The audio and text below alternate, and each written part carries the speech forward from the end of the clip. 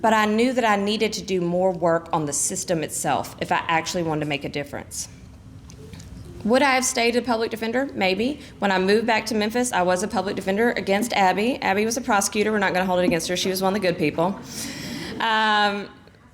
She still is. She's one of the great. And we served on the Humane Society board together. She's a big rescuer, especially of kitty cats, so she has a special place in my heart.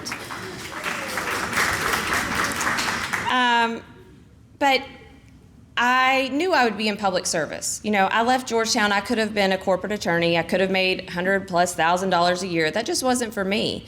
I wanted to give back. So I did that in some other ways. I helped run a nonprofit. I worked as a public interest counselor at the law school at the University of Memphis.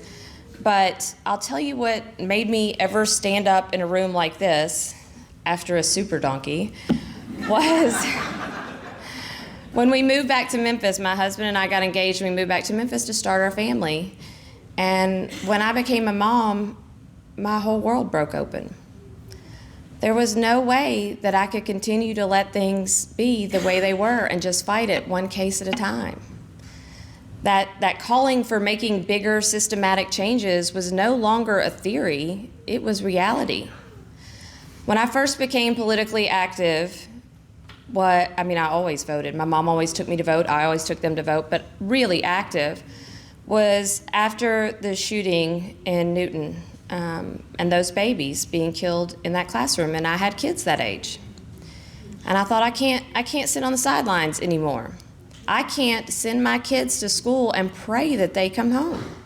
And it's a reality. Bo will tell you he's been in multiple active shooter, not drills, actual active shooter lockdowns this year.